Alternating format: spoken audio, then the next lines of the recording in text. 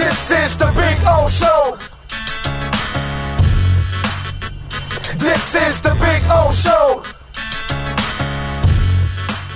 All righty. There he is. How you feeling, my man? You feeling good? I'm good, man. I just left the barbershop, got a fresh cut on. Gonna get some work done and then chill on my Friday, so I'm good. I like it. I like it. I like it. All right. What'd you think of the Jimmy G story? The Jimmy G story, as in him saying that the Dolphins were one of the teams on his list. Well, yeah, he said that there was some interest. Gotcha. What do you think? What do you think the context of that was? It's a good question. I'm not sure, because obviously this team is said they've been all in on Tua at the same point throughout the offseason.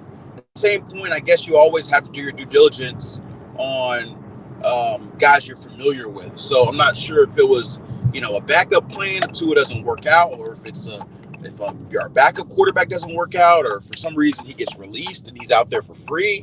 I'm not really sure what the context of it was, but it seemed to me that if the Dolphins wanted to get Jimmy G to be their starting quarterback, then they could have done that. Like, the price wasn't that high. And so I'm not sure if Jimmy's just referencing what he more was interested in versus the team. I would have to ask Jimmy G a little bit more on that. I doubt he will elaborate unless you really know Jimmy G well, or right, his agent. Can I take a stab? Go for it. I think Chris Grier, while he's fighting for his GM life, and he's got to fight off a head coach that he hired that is backstabbing him, trying to steal power away from him by manipulating the owner. And finally, he gets to throw Flo overboard and got rid of him. But then he's got the two monsters above him that write his check, and they want to go out and get Tom Brady. And so I think Chris Grier, in the middle of all that shit, goes, oh, man, I got to have a plan B, because Tom Brady's going to come here for a year and then become an owner. So then I'm left without a quarterback. Let me see if Jimmy G's available, since they're not going to use him. They can't be asking for a ton. So maybe I can trade for Jimmy G, have him sit behind Brady. They know each other already. And then all of a sudden, Jimmy G takes over the following year if I'm forced to do all of this stuff. I believe Grier, Allen, and McKenzie were behind Tua the entire time. But I believe they were, unfortunately, in a box at the moment because they had all the other crap around him going on. And I think possibly the Jimmy G talk from here could have been a plan B post Brady, if that's the direction that they were going to go in. Yeah, right. I mean, we're all kind of Wait. Breaking up there. Hold on a second. You're not. Try it again now. Let's see. Do you hear me well? Yeah, no, it's breaking up there. It's like your picture's frozen right now. Oh, wait a minute. Okay, hold on. What are you, in a tunnel or something? Is that what it is? Better? No, my garage. Oh, you're better? In your garage. Slightly. Yeah. Let's see. I think you got to get in your house. Yeah, I'm walking in the house right now. Yeah. Don't you love live? So you get to see what really goes on in life and everything going on, and you see how Cam Wolfe is getting a trim, getting ready to go and hit the road and look all pretty at the NFL Network and covering all kinds of football and breaking all kinds of news and giving all kinds of insight. All right, is this right here? That's much better. Even with the Philly shirt and everything, much better. Still got a rep. Damn right. I do think that, like anything, you always got to have backups. Like whether the backup was for Tom Brady, like you say, or whether the backup was for Tua, or, you just have to always have a disaster plan. And so I wouldn't be too worried about that, Dolphins fans. I don't know if Mike McDaniel or Chris has to say anything to Tua after that comes out, but to me, it's not a huge deal. We knew that Jimmy G was available since February. And so to get a call, if there was a call on what the price was or what the situation is, or get a little bit more information, I don't know that that's a huge deal. Oh no, I don't think it's I don't think it's a big deal at all. Dude, if he survived Flo and Watson last year, Right. he'll survive anything. Yeah. Absolutely anything, dude. He'll survive. So Yeah. that to me is, I'm not concerned about that, but I was intrigued to think about how the interest from Miami and Garoppolo was about, and I think that's kind of what it might have been about. It might have been all right, these idiots want to try to bring in Brady. All right, if this is what I got to deal with, then let me get a plan B because Brady's only going to be here for a year. And oh well, Jimmy G's not doing anything. Let's see what I can get out of what I have to give up. And at that point, they had a lot of draft capital, so they were in a much better place. You know what I mean? So they had stuff to give easily to then acquire Jimmy G if they wanted to, if they were going to acquire Brady. Yeah, certainly possible. Certainly possible. I will say that, regardless of what would have happened, I got to say that both teams got to be happy the way it did happen. The Tua, regardless of what was happening with Brady, sticking with Tua turns out to be a much better move, than taking 1 or 2 year shot with Brady. And the 49ers, they tried to give Jimmy G away to anybody who would give them a bone. And ultimately, Trey Lance gets hurt, and Jimmy G is the quarterback leading them on a potential contending run. And so, two teams who the 49ers case was probably just lucky. The Dolphins case, finally finding somebody that believes in your young quarterback and going all in on them. And now we're in this game where it's worked out perfectly for both sides. Yeah, I'm with you there. What's your gut tell you on Armstead? What do you think? Does he give it a go, or is it just for show? So I reported this week he's been telling guys, around the team in the locker room that he was aiming to play. Now the question is, how much does the team get in front of Armstead and say, I know you're tough, I know you want to do this, let's give it a week or two of rest? I think a lot of it's probably going to be on functionality. He hasn't been at practice the last couple of days, but he also didn't practice regularly with the toe injury. Right. So that doesn't really mean anything. I mean, heck, he could not practice today and still could play on Sunday, just the way he works. And so this could be one that, if they don't rule him out today, it could go down to game time. And I would guess that it would make more sense for him. He's on a treadmill in inside the facility, getting his conditioning. That's what he does, or something, or not a treadmill, but one of those ellipticals. Since he's got the toe issue, it's probably more of an elliptical, or maybe the pool or something. They got ways. They have ways. Yes, they have ways. Yes, they got a whole inside facility. He's rehabbing with the trainers. He could be throwing speed, or heavy bags or heavy balls. Be sliding down the slide and then walking back up the ladder and then sliding back down again. And all kinds of yeah, I mean that's what I would be doing all day in that place. Just sliding. It's amazing. I missed my opportunity to slide down when they did the tour, but it's pretty cool. You can't sneak in there now to go get a little slide action? Come on. I don't think so. I think I would be stunned or something. You can't tell them Cam Wolfe, NFL Network. Boom. Walk in. That's it. Cam Wolfe, NFL Network. That not get you as far as you would think. No? I thought that. Aren't you like part owner of the facility now since you're with the NFL Network? Like, I am, they didn't write you into the deed. I was like, if I am, I'm missing some checks. I mean, yeah. I mean, what are they? You're promoting them constantly. They got to give you a piece of the pie there, bro. I know. I need you to be my agent. These are things that I completely agree with, right? Yeah, you need some proper representation. Come on. Right. But my thought is I would not count Teron Armstead out.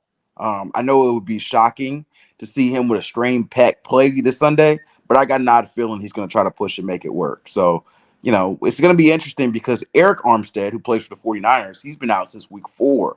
He has been trending towards returning this week. And so we could have no Armsteads, one Armstead, or two Armsteads this Sunday. And they're both going to have a big, big factor in the trench play. So to me, I would take 50-60% Armstead over whatever the second option is, as long as I know that he can't make it worse. I wouldn't want him to go in there and try to play for a few snaps and all of a sudden it's fully torn and he's out for the year. But that's a doctor and team question more than it's a Tehran question. By the way, has the NFL Network put you on Antonio Brown watch? I mean, they went over to Tampa. They're trying to serve that warrant. Maybe it's, hey, Cam, why don't you take a car ride over to Tampa and maybe they have you serve Antonio Brown the warrant. How about that? Would you like that job? No, thank you. No, thank you. I did 3 days of a full day Antonio Brown coverage when I was at ESPN. The last time there was like a police trying to get him out of his house deal in Hollywood, and all day I was on Sports Center after Sports Center. Antonio Brown's still in his house. I think I just saw him drive by. The police have a megaphone. No, I am not doing any of that. I reported the arrest warrant, and I am stepping away from the topic. I want nothing more to do with the Antonio Brown. I think most NFL reporters and whatever city you're in that he happens to be at, and this happens to be Tampa, like Jenna Lane, she must be so freaking happy that he's no longer in the NFL. So you don't have to cover that stupid story. You know what I'm saying? Now it's just news covering that story. It's really not sports covering that. Sports is just piggyback off of news and just saying, oh, this is what's going on with former NFL player Antonio Brown, but they don't literally have to cover it. So they've got to be really happy. Now, another guy that may not be happy is Mac Jones. Throw the effing ball, bro. Throw the effing ball. And listen, last night I was, some Dolphin fans were like, oh, I don't know. I can't root for the Patriots. I'm like, dude, you got to root for the Patriots. Because somehow if they can beat the Bills, they're really not a threat anyway. And, because the way I look at it, Tua is 4-0 against the guy in the last 4 games. Mike McDaniel now and that team are way better than the Patriots at this point in time. So you just wanted to see if the Patriots could get lucky yesterday and the ball could bounce their way a couple of times. But, man, you watch that offense, you watch that team, and it's, they still have players on defense. They can still play some defense. But that offense, and let me tell you, the Ramondre Stevenson kid, I love him, man. Yeah. I mean, that he's kid's awesome. A player. He runs hard. He's a player, dude. Love that guy. Yeah. I mean, that's a good pick. He's probably to me the best player they have on their offense. Oh, yeah. I don't know if what I was making was any kind of statement, but I always laugh and I know Dolphins kick out of it. But Mac Jones was number 85 on the best players in the NFL list after his rookie season, and I would guarantee a large sum of money he will be unranked this upcoming year. And so a lot of people might have thought that Mac Jones was their best player, their face of the team, particularly on offense. No, it's Ramondre Stevenson. And, they've got a lot of issues, man. Matt Patricia, hiring him has been it's been exactly what we thought it was going to be. Like we talked about that's not Matt's fault. That's Belichick's fault. That's stupid on his part to think. The problem is that when you think you can do everything and you're the puppeteer of all your coaches, and that's really what goes on in that place. So then I'll just bring him in, but I'll puppeteer his offense, and then he'll be able to go ahead and do. And that's just bad planning on Bill's part. That's right. But they are literally zero threat now to the Bills or the Dolphins for that division. It's a 2-man race. I mean, I guess the Jets are still kind of lingering in it, but I think it's the Bills and the Dolphins. I mean, unless one or both teams collapse over the second half, I think that AFC East title game is probably that December 18th game in Buffalo. The Dolphins still have a win, so there's a way for them to, if they lose that game, still win if they're, if they have a better division record or if they end up one game. But to me, if the Dolphins win that game in Buffalo, it'd be hard for them to lose the division. That's right. And listen, Cam, the good thing about this is you missed the Buffalo trip the first go around a couple weeks ago. You're going to get one way or the other. You're getting your chance now. I can't escape. You can try to run from Buffalo, but you can't hide from Buffalo. No. You tried to hide, and then they sent you to Detroit. Yeah, which it's just like which like Detroit was cold too, but they are but it's not the consolation prize you want. You know what I'm saying? Not the consolation prize. No, if it was like, hey, we'll send you to New York City instead of Buffalo, then I would be like, hey, okay, I'll do it. I'll take it, but that's like saying, hey, listen, you don't have to hang out with Kanye, just hang out with Alex Jones. What? Come on. What are you doing to me? That kind of a but see, that's just want you to know you're not escaping Buffalo. I just want you to know that. I just want to give you a heads up that in a couple of weeks you'll get the call and you'll say, we need Jim Buffalo.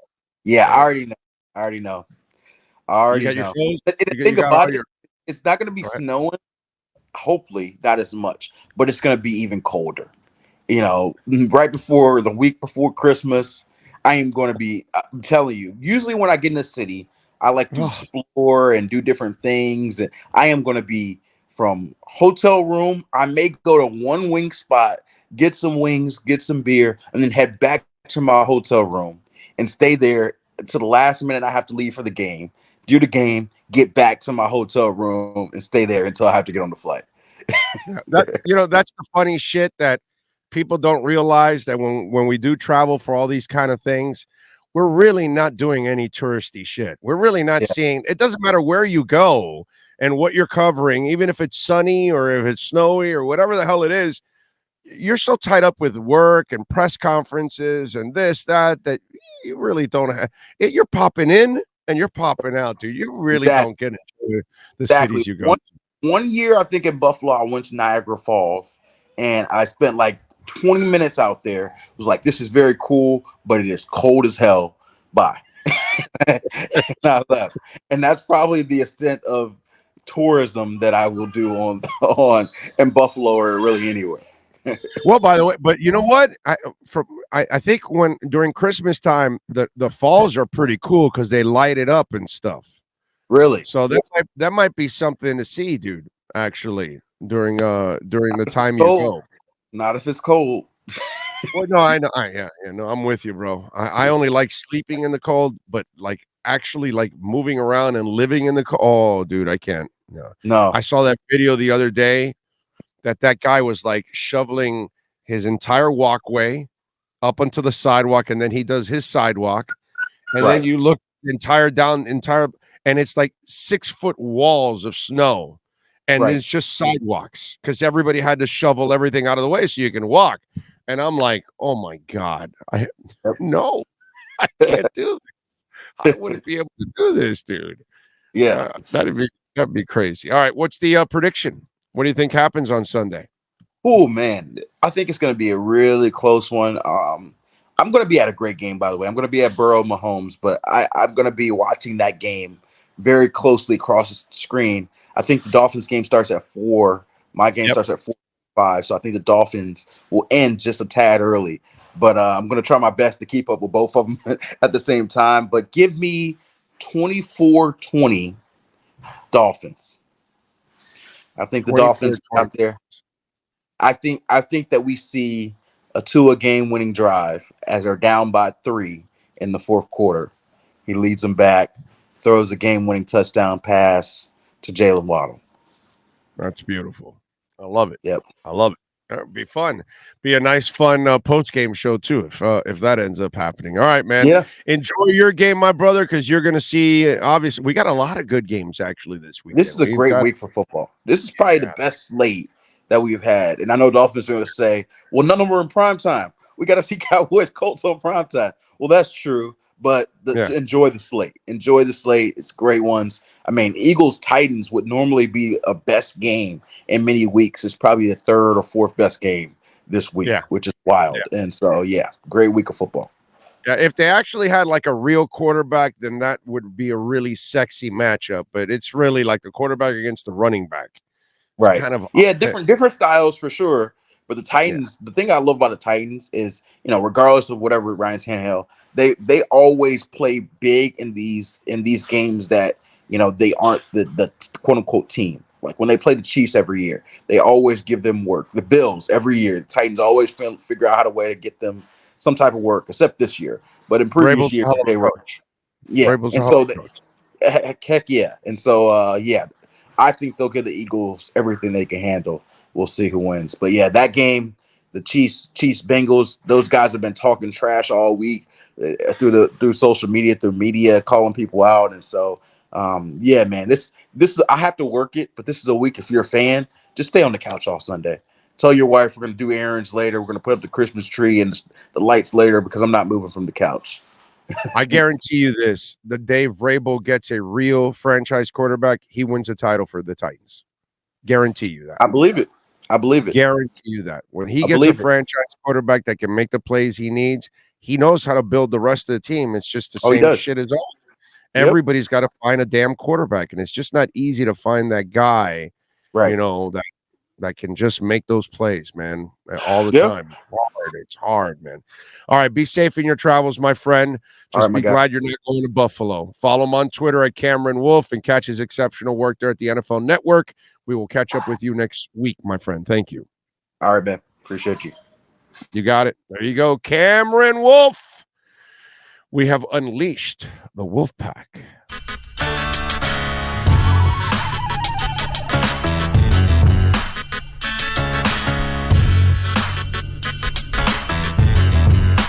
This is the big